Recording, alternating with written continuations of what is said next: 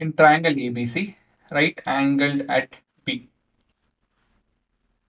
AB is 24, BC is 7 centimeter. Determine sin A cos A, sin C cos C.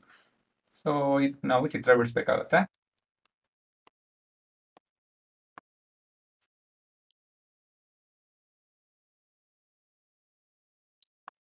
So triangle ABC ಇದೆ ಅಂತೆ.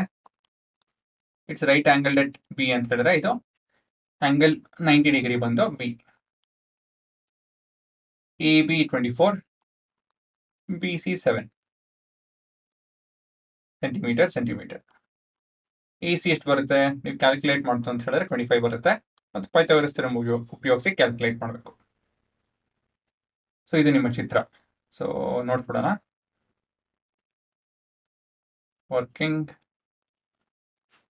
Of AC value.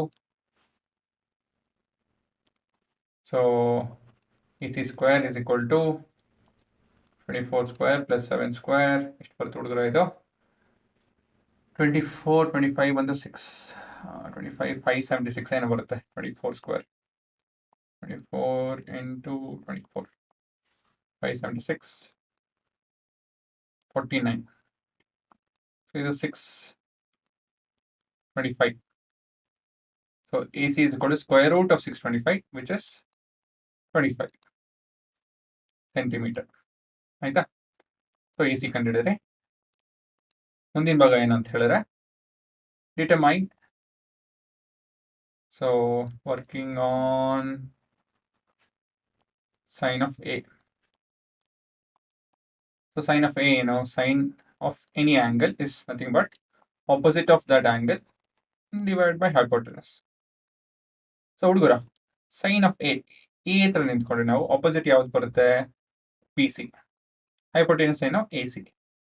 So ನಿಮ್ಮ ratio ಏನು? 7/25 ಅಷ್ಟೇನೆ, ಸರಿನಾ? ಅದೇ ರೀತಿಯಲ್ಲಿ cos of A, working on sine A and cos A. So cos of A ಬಂದು cos of A ಹುಡುಗರ ಡೆಫಿನೇಷನ್ ಏನು?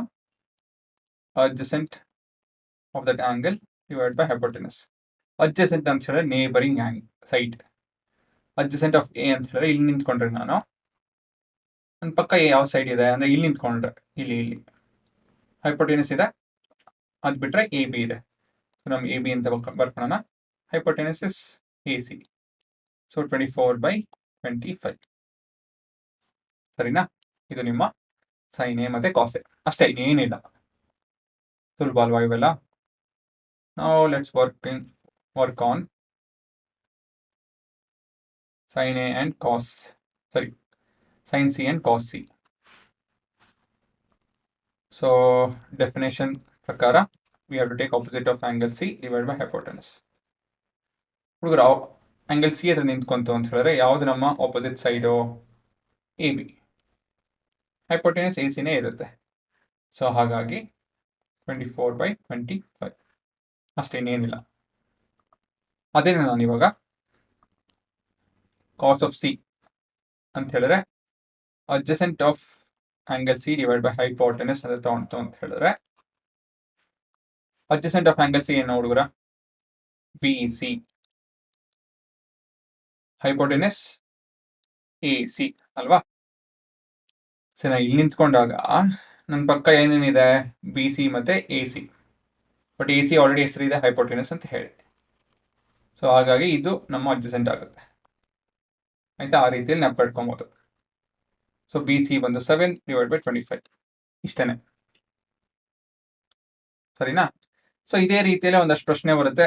ಪೂರ ಒಂದು 10ರಿಂದ 15 ಕ್ವಶನ್ನು ಅವೇನೇನೆ ಇದೇನೇನೆ. ಇದ್ರ ಡೆಫಿನೇಷನ್ ಬರೆಯೋದು, ವ್ಯಾಲ್ಯೂಸ್ ಕಂಡುಹಿಡಿಯೋದು, ಡೆಫಿನೇಷನ್ ಬರೆಯೋದು, ರೇಷಿಯೋಸ್ ಬರೆಯೋದು, ಅಷ್ಟೇನೇನಿಲ್ಲ.